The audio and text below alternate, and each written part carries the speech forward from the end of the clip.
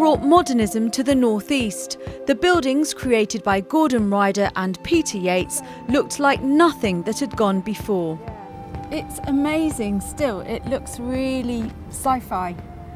It does, yeah. And because we're talking about a building 50 years old, and it looks, as you say, that it's just landed from another planet. The engineering and research station for British Gas in Killingworth, dubbed the playground for boffins, is arguably their finest creation. Completed in 1967, it's now Grade 2 listed, but at the time they caused quite a stir, didn't they? They did, yes. Every scheme they designed, whether it was industrial or commercial or in private houses, caused great consternation with the planners and the councillors. It acted as a stimulus to the design, and the more hassle they had, the more successful the design work was. Ryder and Yates certainly had a clear vision, and nothing or no one could sway them. Even these days, buildings designed by the firm they founded divide opinion. Take Newcastle City Library, for example. Andrew Motion, who was then Poet Laureate, described it as a beacon, a magnificent reminder of everything libraries can offer their communities.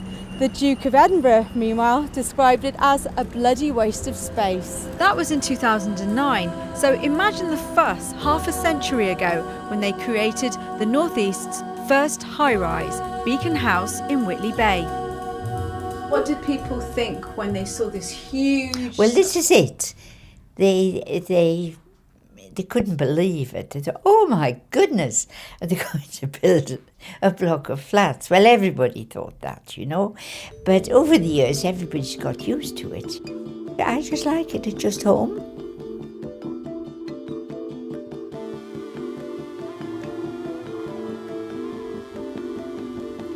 Gordon Ryder designed his own home, Triangles in Riding Mill, Northumberland, where his widow Mary still lives.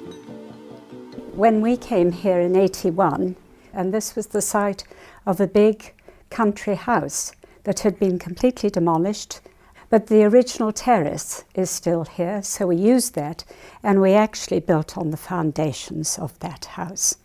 Mary remembers how her late husband and his partner refused to compromise.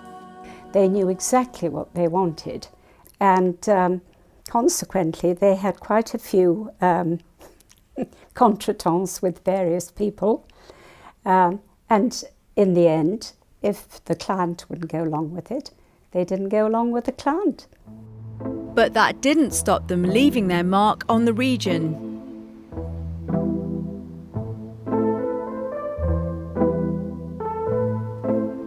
To celebrate their 60th anniversary, Ryder Architecture, as it's now known, has collaborated with contemporary artist Sarah Barker to create this sculpture at the Baltic. The original Ryder and Yates may no longer be with us, but their aesthetic for a modern Tyneside lives on. Sharuna Sagar, BBC Look North.